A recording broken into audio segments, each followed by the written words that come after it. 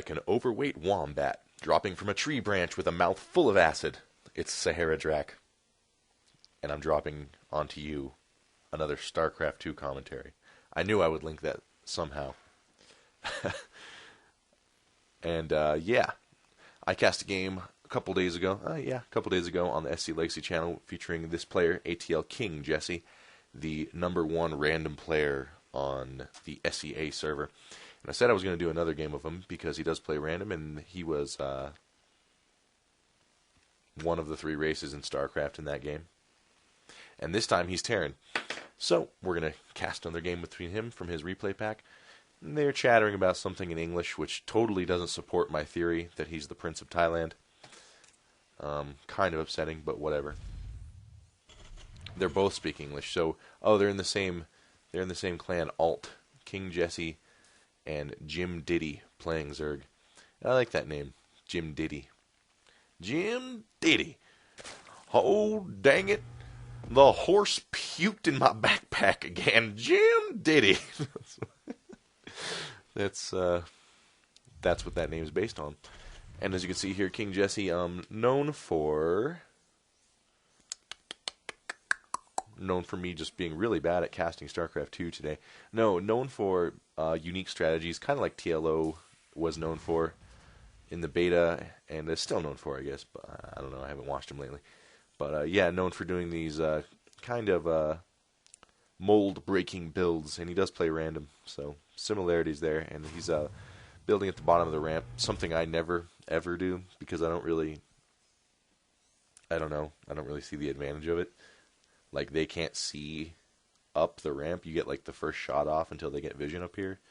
But, you know, I could see how it could work out in certain situations. Apparently, KingJessie, the #1 random player, likes his stuff at the bottom, so can't really question that.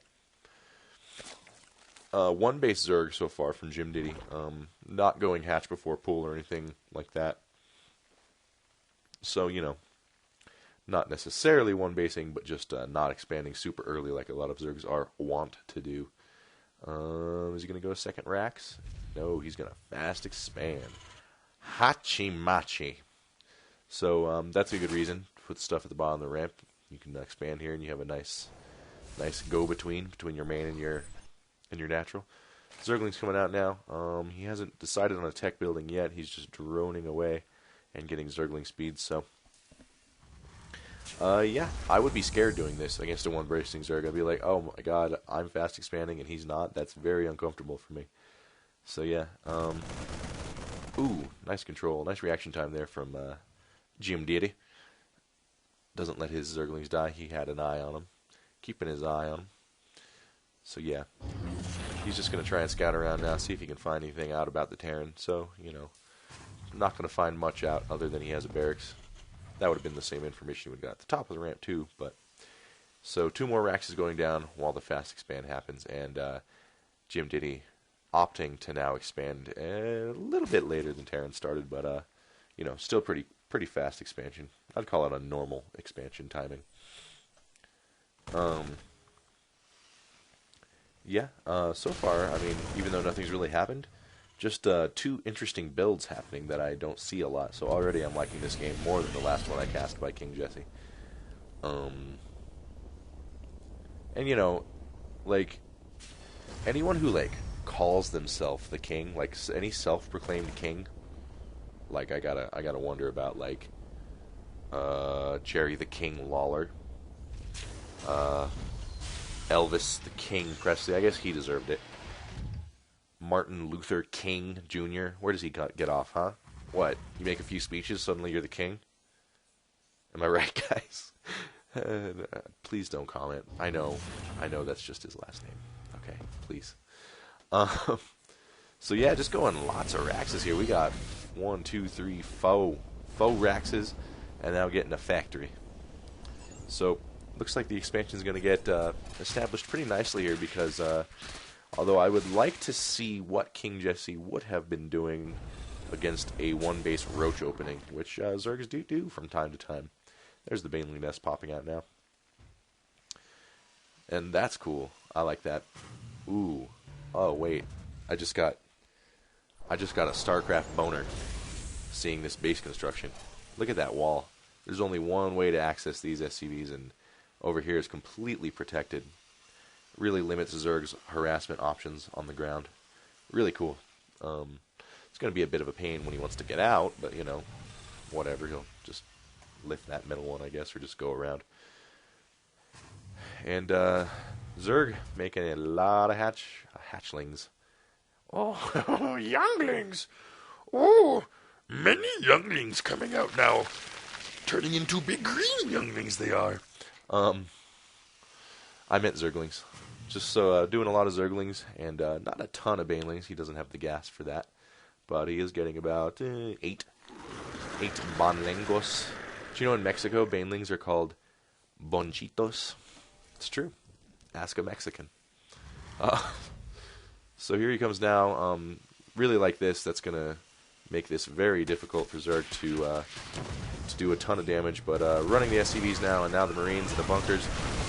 And yeah, really cool bunker right here. Just completely... Ooh. Those Marines did get jacked. It was looking good until he let that big group of Marines get killed. Kind of got trapped by his own base construction. So while I was busy slobbering all over Jesse's nuts, he kind of screwed up. And this build is now not working out well at all because a lot of Zerglings are in here now. Ooh, that's not a wall off. You see that? Those Lings were able to run up there, but they opt to finally pull out. But definitely a major victory there for Zerg. Completely stops that expansion, makes him lift, kills a bunch of Marines, bunch of money lost, and now KingJessie falling back to his only option, the Infernal Pre-Igniter. That's right, the greatest upgrade in StarCraft 2. And yeah, he's just going lots of Hellions now. Makes sense when you see a lot of Zerglings, but I don't think we'll see a lot more Zerglings out of JimDIddy, because yeah, he's just going to drone up now, because he is definitely in firm control of this game at the moment. So that's when Zergs make drones, because later lets them get things like Broodlords, Ultralisks, or in the later mid-game just a huge flock of Mutalisks. That's why they like to get drones. Ooh, nice. Wait, hold on. Let's check that out again. I'm going to slow it down. Here he comes now. Here comes the Hellions coming out. This is the #1 random player on the SEA. He lowers the depot, and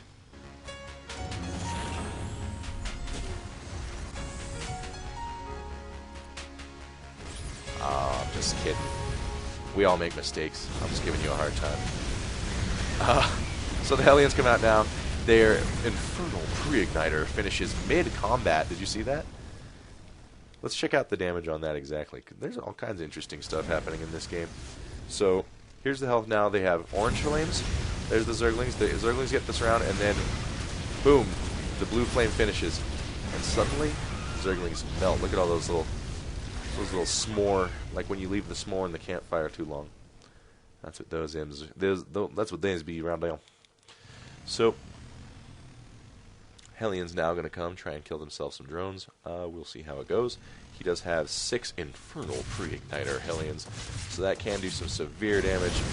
Zerglings are going to start chipping away at the back. Oh, that was not quite a wall, so the Hellions are able to pass right through, kill all the Zerglings. There's more of those s'mores I was talking about. A lot of drone kills there. Checking out the units tab. Yeah, I don't know what he had before, but now he's down to 42, and I guarantee you he was over 50 before. So pretty good. Only 31 SCVs for Jesse, but you know, Zerg's been working really hard to make drones, so it's definitely a big hit to him, regardless. Transferring his workers back to his natural again is KingJessie, and just getting Gillial Reconstitution and Stimpak both starting at almost the same time. Kind of like this, they're like the Zerg and Terran equivalent. They're like those solid, meaty 1.5 upgrades, and they're both getting them right at the same time. But the Zergling run by here at the back, KingJessie really should have remembered about that. Just throwing a bunker down there would have saved him a lot of heartache. But, alas, wasn't too bad. The Infernal Pre-Igniter Hellions were there to quickly clean that up. Man, that killed that fast with the Marine shots. So, looks like he's going to come back for a little bit more. See how prepared JimDIddy is now. He does have roaches. Those would help a lot against this.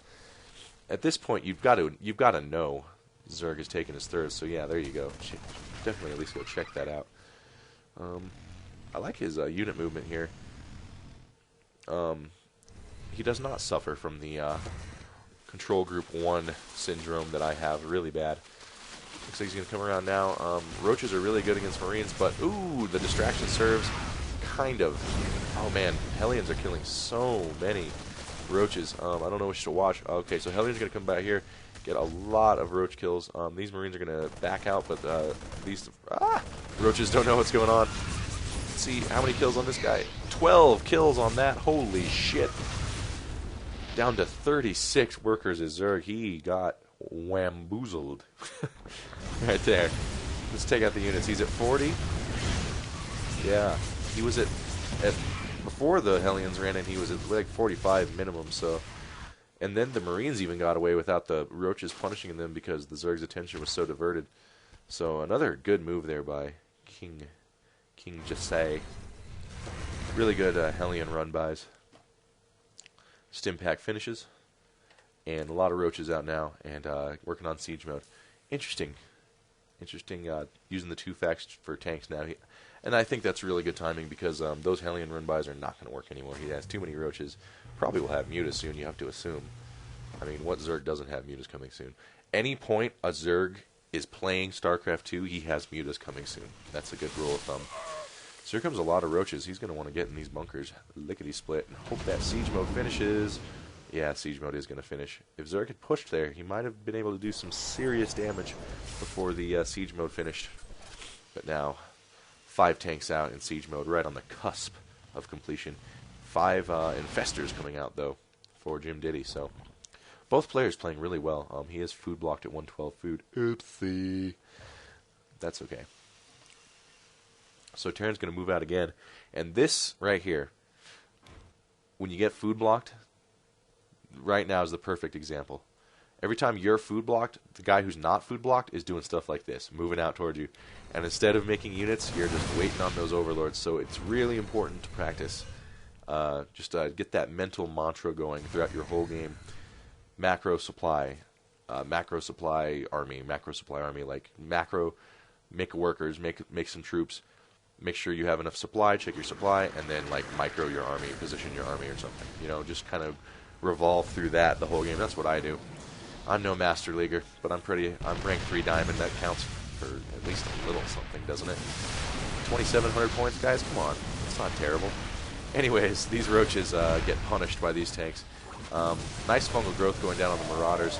Ooh, another nice fungal growth happening on all those Marines. Those Marines definitely overstepped their boundaries. But Zerg is not going to be able to step into this tank line until he gets a lot more stuff going. And fungal growth not great against Marauders.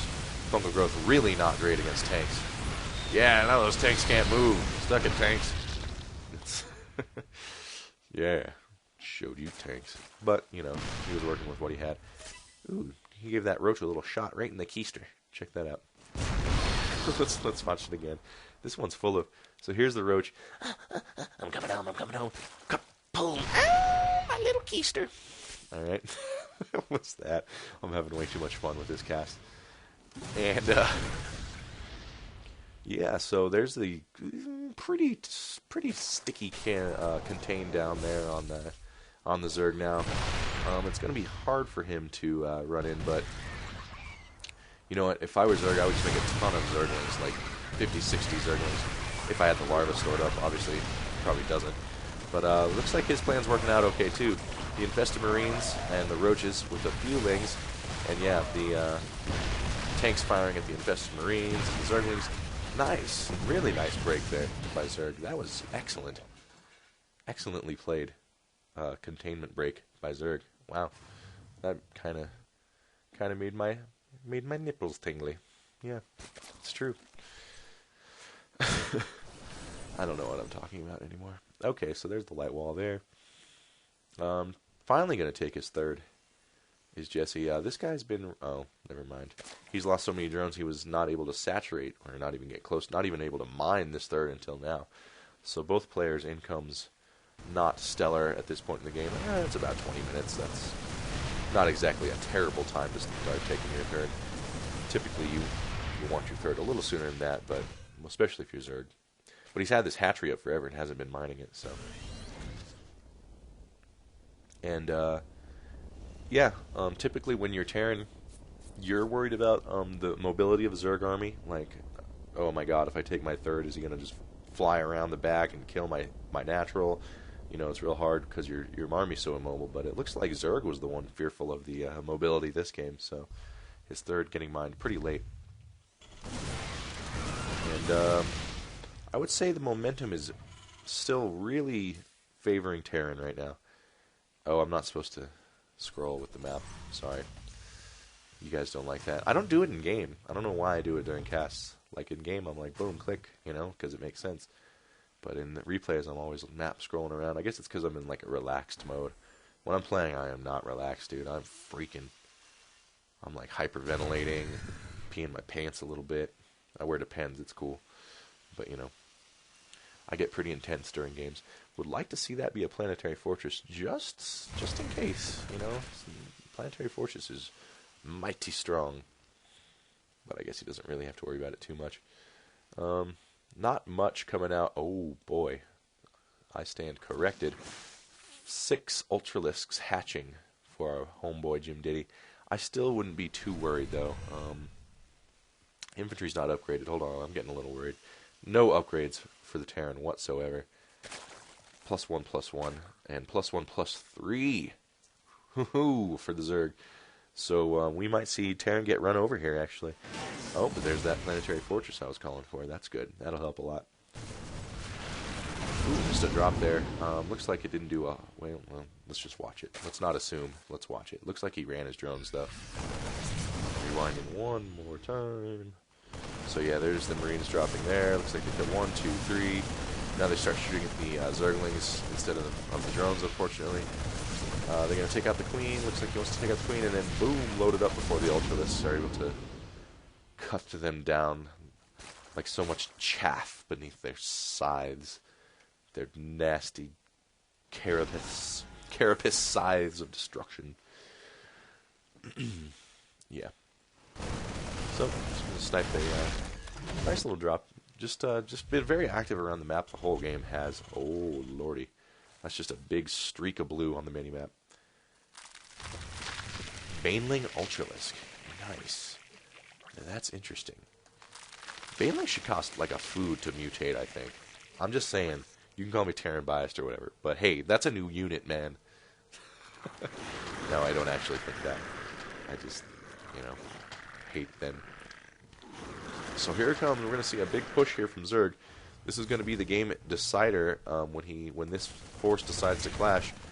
I don't know. These lack of upgrades really worries me. You know? Oh, wait.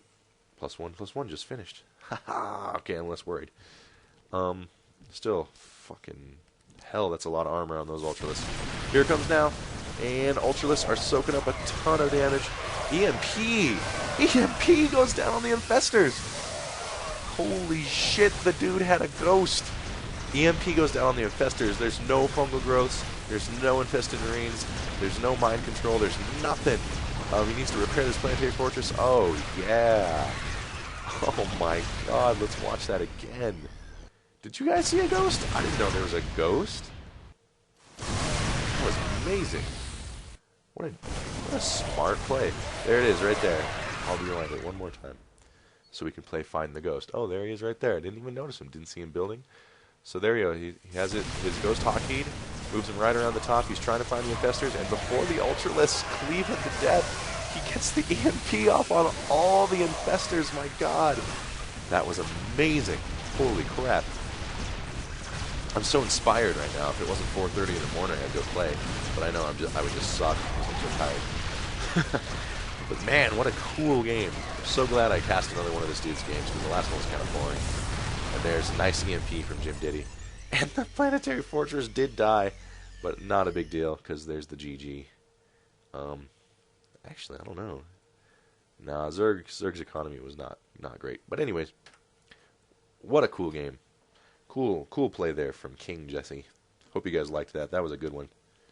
I'll meet you in the shower room later with the other guys after practice. That was to all the viewers.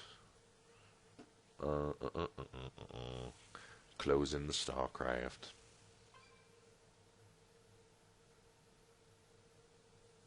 Okay.